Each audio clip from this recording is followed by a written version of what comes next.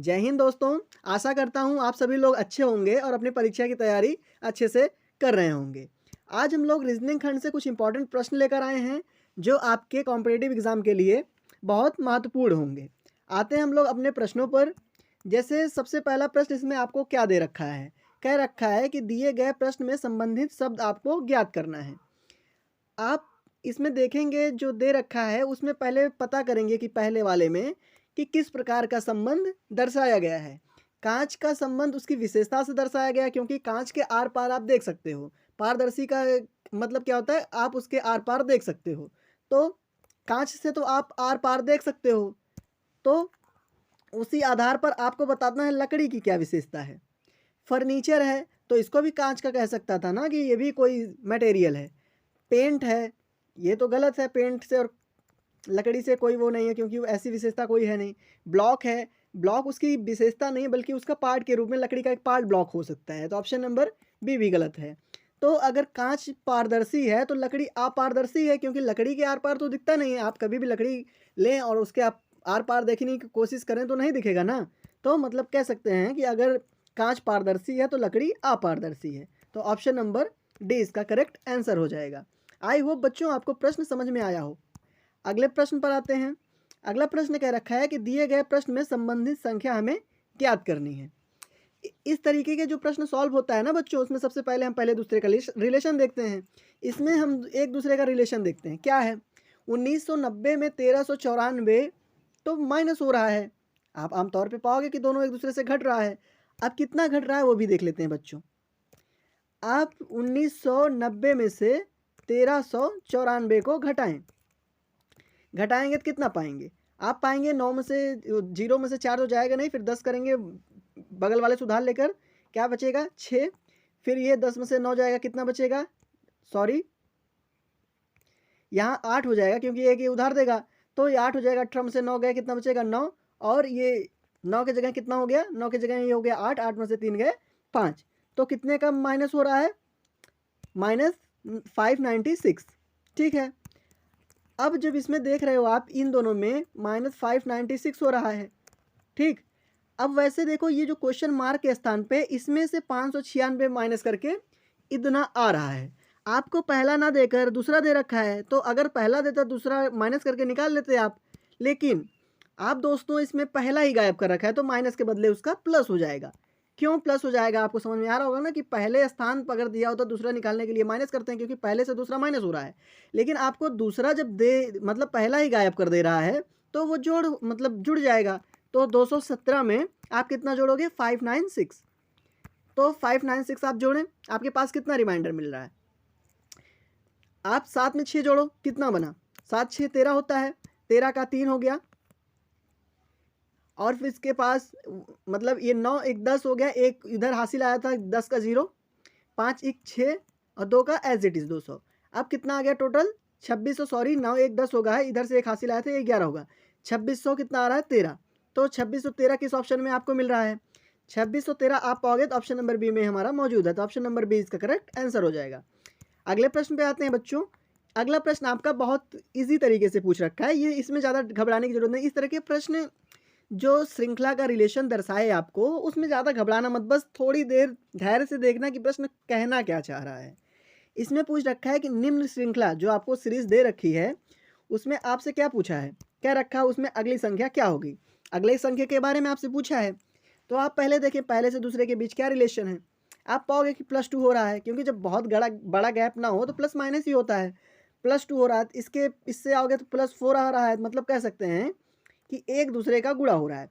इससे इसके बीच में आओगे तो क्या होगा, 2 से 4 हुआ, 4 से 8 हो जाएगा, और 8 से 16, ऐसे श्रृंखला ये बढ़ रही है। तो आप देखो इससे इसके में आ रहे हो 2, इससे आ रहे हो 4, फिर इससे आ रहे हो 8, 8 जोड़िए आप 33 में। आप 33 में 8 जोड़े बच्चों, 33 में अगर आप 8 प्लस कर रहे हो तो आपको कितना मिल रहा है, 41। आप 33 में 8 जब जोड़ोगे तो आपको 41 मिल रहा है। ठीक, 41 आपका ऑप्शन नंबर डी में है, लेकिन अभी हम श्योर नहीं है बच्चों ये सही होगा। 41 में अगली श्रृंखला 8 के बाद कौन सी आई थी बच्चों, 8 दूनी 16। 41 में आप 16 प्लस कर लो पहले, 41 में जब 16 प्लस करोगे तो कितना मिल रहा है 57। तो मतलब कह सकते हैं कि ये श्रृंखला आगे मैच हो रही है। तो इसका सही ऑप्शन क्या हो जाएगा बच्चों? ऑप्शन नंबर डी, मतलब कह सकते हैं कि 41 इसका करेक्ट आंसर हो जाएगा। आई होप आपको बच्चों प्रश्न समझ में आ रहे होंगे। अगले प्रश्न पर आते हैं। देखो बच्चों, अगला जो है वो अल्फ़ाबेटिकल प्रश्न, मतलब अल्फ़ाबेटिकल रिलेशन आपसे पूछ रखा है। आप देखो के और पीआरएम में क्या संबंध है, तो पाओगे बच्चों ये एक दूसरे का अपोजिट लिखा है, मतलब कह सकते हैं कि एक दूसरे के विपरीत लिखा है, क्योंकि गैपिंग बहुत ज़्यादा भी है, प्लस गैपिंग ज़्यादा से हो तो पीछे से चेक करो। अब आप पा रहे होगे कि एक दूसरे के विपरीत है, ठीक। उसी तरह आप थ्रेड का विपरीत आप क्या होगा, मतलब जैसे कि आइन का विपरीत पीआरएम लिखा है, वैसे थ्रेड का विपरीत आपको कैसा लिखा जाएगा? तो आप पहले थ्रेड लिखें THREAD, ठीक। अब क्या होगा बच्चों, देखते हैं। इसमें देखिए थ्रेड लिखा है, टी का विपरीत आपका क्या होता है बच्चों? आप जल्दी से बताएं। आप अगर टी का विपरीत देखोगे तो पाओगे टी के विपरीत, टी पीछे से आप जितना हो उतने आगे से क्या होगा? टी के बदले जी आएगा। मतलब बच्चों कहना का अर्थ ये है कि आगे से अगर आप काउंट कर रहे हो, मतलब तो जितने प्लेस पे टी आ रहा है उतना आप अगर पीछे से काउंट करोगे तो उस प्लेस पे जी आएगा। कहने का अर्थ ये है। अब एच के प्लेस पे क्या आएगा? एच के प्लेस पे बच्चों एस आएगा। आर के प्लेस पे क्या आएगा? आर का विपरीत क्या होता है? आर का विपरीत आई होता है। ई का विपरीत आगे से पाँचवें, पीछे से पाँचवें नंबर पे कौन आता है? भी आता है। तो ई का विपरीत वी आ रहा है। ए पहले स्थान पे आता है, पीछे से पहले स्थान पे कौन आता है? जेड। तो ए का विपरीत जेड है। डी का विपरीत डी पहले से चौथे पे आता है, पीछे से चौथे पे कौन आता है? डब्ल्यू आता है। तो ये एक दूसरे के विपरीत हैं। तो ये किस ऑप्शन में है? GSIVZW, GSIVZW किस ऑप्शन में मिल रहा है? तो आपको पाओगे आप इसको किस ऑप्शन में पा रहे हो? ऑप्शन नंबर बी में। आप देखिए, मिलान करिए इन दोनों का, यही ऑप्शन सेम मिल रहा है बी में। GSIVW मतलब ZW।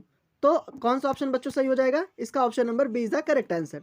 तो आप बी को सही कर लें, मतलब क्वेश्चन मतलब कह सकते हैं B is the correct answer. I hope ये प्रश्न भी आपको समझ में आया होगा। अगला प्रश्न आपका किससे है? अगला प्रश्न आपका वेन आरेख से डिस्कस किया गया है। वेन आरेख में क्या करते हैं? जनरली जो सर्कल होता है वो एक दूसरे से किस प्रकार संबंधित होता है, जो आपके दिए गए ऑप्शंस होते हैं उसी के बारे में चर्चित होता है। जैसे लहसुन, अदरक और मिर्च, ये तीनों एक प्रकार की सब्जियां हैं, मतलब तीनों तीन प्रकार की सब्जियां हैं कि नहीं है?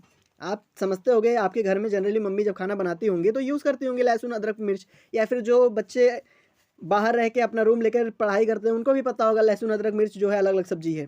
तो इन दोनों तीनों में कोई आपसी संबंध तो दिख नहीं रहा है बच्चों। अगर इसके मिर्च की जगह सब्जी होता तो संबंध बन सकता था, लेकिन तीनों अलग अलग प्रकार की सब्जी हैं और तीनों इसमें सब्जी कोई ऑप्शन दे नहीं रखा है, तीनों में कोई मेल नहीं है ना। तो इस तरह का आरेख किस में मिल रहा है? तो आपका ऑप्शन नंबर डी में इस तरह का आरेख मौजूद है। कह सकते हैं ऑप्शन नंबर डी इसका करेक्ट आंसर हो जाएगा। अगले प्रश्न पर आते हैं बच्चों। अगला प्रश्न आपसे क्या पूछा है? अगला प्रश्न क्या रखा है? निम्नलिखित में से क्या इस समूह से संबंधित नहीं है? ध्यान से पढ़िएगा, प्रश्न क्या रखा है? इससे संबंधित नहीं है। चींटी और कैटरपिलर और लोकस्ट, ये आपको पता होगा कि एक कीड़े, मतलब एक प्रकार के कीड़े होते हैं, ठीक। इनका संबंध किससे है? कि एक कीड़ा है। और जो हैमस्टर होता है ये कीड़े की श्रेणी में नहीं आता है। तो ऑप्शन नंबर कौन सा करेक्ट हो जाएगा इसमें? सी, क्योंकि जो हैमस्टर होता है वो कीड़ों की मतलब संबंध नहीं रखता है। तो ऑप्शन नंबर सी किसमें? तो डी ऑप्शन में। तो option number D is the correct answer. अगला प्रश्न क्या है बच्चों? अगला प्रश्न आपसे क्या पूछ रखा है? कह रखा है कि यदि आज सोमवार है तो 61वें दिन कौन सा दिन होगा? बच्चों अगर इसमें आज की जगह कोई डेट दे रखा होता, जैसे 8 तारीख को सोमवार है, 12 तारीख को सोमवार है, इस तरीके से, तो आप जानते हो फॉर्मूले में माइनस का मतलब लास्ट में माइनस का उपयोग करते हैं। बशर्ते यहाँ पे कह रखा है कि आज से ही, मतलब आज से कह रखा है कि उसके 61वें दिन आपसे पूछा है क्या होगा। तो आज सोमवार जब बताएगा तो आप ऐसे प्रश्नों में कुछ नहीं करोगे, डायरेक्ट जो जितने दिन बाद दे रखा है उसी को 7 से भाग दे दोगे। अब 7 से भाग क्यों दोगे? जनरल सी बात है कि एक हफ्ते में 7 दिन होते हैं, तो इसीलिए 7 से भाग दोगे। तो जब इन दोनों के आप काटोगे, जब 7 से 61 को काटोगे बच्चों, तो आप पाओगे कि जो रिमाइंडर है वो 5 बचेगा। क्यों बचेगा? सॉरी, जो रिमाइंडर है वो 5 बचेगा। यहाँ पे रिमाइंडर 5 आपका बचेगा। क्यों? 61 में से 56 को माइनस करोगे तो आपका कितना आएगा? 5 आएगा। तो अब 5 में मतलब सोमवार से 5 दिन आप एक्स्ट्रा जोड़ दो। इस तरह के प्रश्न को ऐसे ही करते हैं। एक मतलब सोमवार है, सोमवार में 5 प्लस करोगे क्या आएगा? मंगलवार, बुधवार, बृहस्पतिवार, शुक्रवार, शनिवार आ रहा है, तो शनिवार आपका किस ऑप्शन में? ऑप्शन नंबर बी में। तो कौन सा करेक्ट आंसर हो जाएगा इसका? ऑप्शन नंबर बी इसका करेक्ट आंसर हो जाएगा। आई होप बच्चों आपको ये भी प्रश्न समझ में आया हो। अगले प्रश्न पर आते हैं। अगला प्रश्न आपका डायरेक्शन से है, मतलब डायरेक्शन और जो वो होता है डिस्टेंस से रिलेटेड एक खंड होता है रीजनिंग का, उससे ये प्रश्न है। इसमें कह रखा है कि ए पूर्व के सम्मुख खड़ा है, मतलब ए जो है वो पूर्व के सम्मुख खड़ा है। सम्मुख का मतलब कि ऐसे कुछ है, ए जो है यहाँ पे खड़ा है, ठीक। सम्मुख मतलब इसके उसी तरफ मुंह करके खड़ा है। उसके बाद कह रखा है बी ए के पश्चिम में है। आप जानते हो जब डायग्राम बनाओगे ईस्ट होता है, वेस्ट होता है, नॉर्थ होता है, साउथ होता है, तो ईस्ट मतलब पश्चिम ये हो गया, ये इसके बी में खड़ा है। उसके बाद कह रखा है कितने डिस्टेंस पे? 750 मीटर पे। उसके बाद कह रहा है ए की दाईं ओर 500 मीटर पे एक खंभा, ए है, इसके दाईं ओर नीचे होगा, ठीक। यहाँ पे आपसे कह रखा है कि एक खंभा है। फिर कह रहा है बी उस अवस्था में खंभा किस दिशा में होगा, मतलब जो बी है उसके किस दिशा में? तो पता होगा इसका रिजल्टेंट जो है इधर आएगा ना बच्चों, इसका रिजल्ट इधर आ रहा है रिजल्टेंट, तो इधर को मुंह करके जो देखेगा तभी तो खंभा दिखेगा। तो उसका मुंह किधर है? आप जानते होगे ये दक्षिण है और ये पूर्व है, तो इसकी दिशा क्या है? दक्षिण और पूर्व है।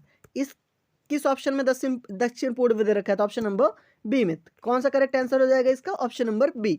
आई होप आपको ये भी प्रश्न बच्चों समझ में आया होगा। अगले प्रश्न पर आते हैं।